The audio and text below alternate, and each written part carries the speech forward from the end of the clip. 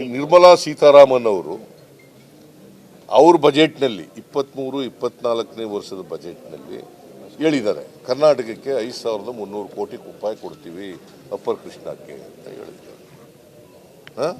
ಅದಾದಮೇಲೆ ಬಸವರಾಜ ಬೊಮ್ಮಾಯಿ ಅವರು ಬಜೆಟ್ ಮಂಡಿಸಿದ್ರು.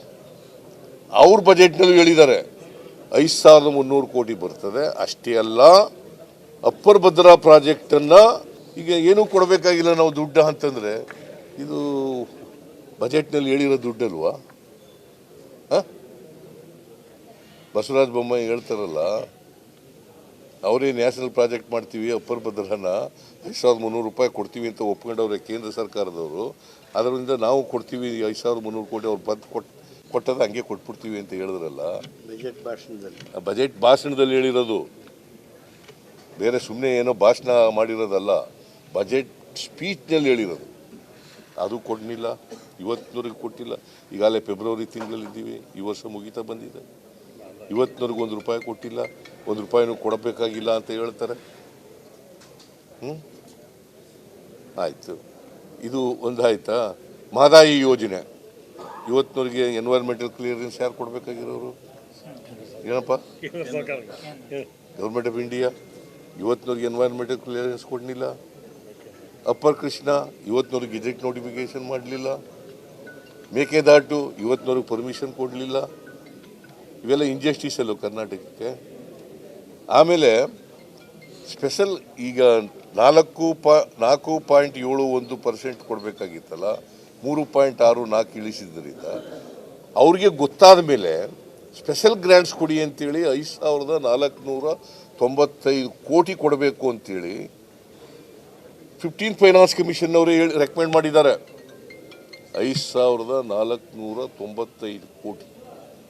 ಅದಲ್ಲದೆ 15th ಫೈನಾನ್ಸ್ ಕಮಿಷನ್ ರಿಪೋರ್ಟ್ನಲ್ಲಿ 3,000 ಕೋಟಿ ಫೆರಿಫೆರಲ್ ರಿಂಗ್ ರೋಡ್ಗೆ, 3,000 ಕೋಟಿ ವಾಟರ್ ಬಾಡೀಸ್ ಡೆವಲಪ್ಮೆಂಟಿಗೆ, 6,000 ಕೋಟಿ ಕೊಟ್ಟಿದ್ದಾರೆ.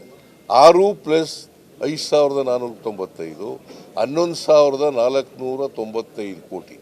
ಎಷ್ಟು? 11,495 ಕೋಟಿ. ಇದು ಕೊಡಲಿಲ್ಲ ಒಂದು ಪೈಸೆನೂ. ಇದನ್ನು ರಿಜೆಕ್ಟ್ ಮಾಡಿಬಿಟ್ರು. ನಿರ್ಮಲಾ ಸೀತಾರಾಮನ್ ಹೇಳ್ತಾರೆ, ನಾನು ಇಂಟರ್ಫಿಯರ್ ಆಗಲ್ಲ ಫೈನಾನ್ಸ್ ಕಮಿಷನ್ನಲ್ಲಿ. Then why you are rejected? Why you refuse to give?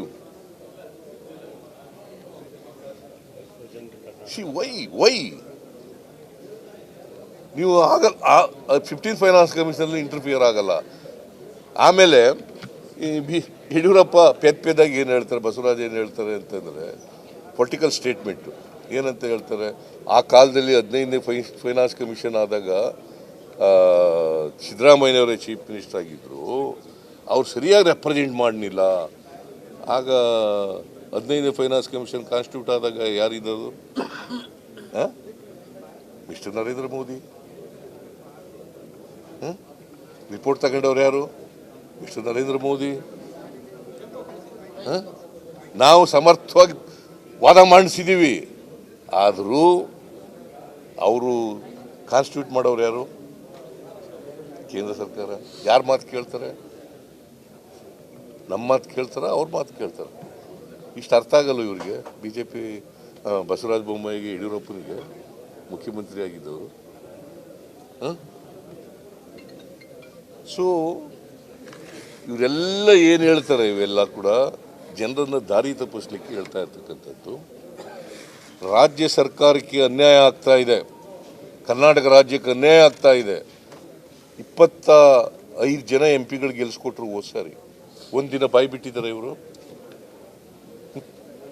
ಒಂದು ದಿನ ಯಡಿಯೂರಪ್ಪ ಆಗಲಿ ಬಸವರಾಜ ಬೊಮ್ಮಾಯಿ ಆಗಲಿ ರಾಜ್ಯ ಸರ್ಕಾರಕ್ಕೆ ಈ ಥರ ಶಿಫಾರಸು ಮಾಡಿದ್ದಾರೆ. 15ನೇ ಫೈನಾನ್ಸ್ ಕಮಿಷನ್ನು ಕೊಡ್ರಿ ಅಂತ ಹೋಗಿ ಕೇಳಿದಾರ? 25 ಜನ MP ಗಳು ಕೇಳಿದಾರ?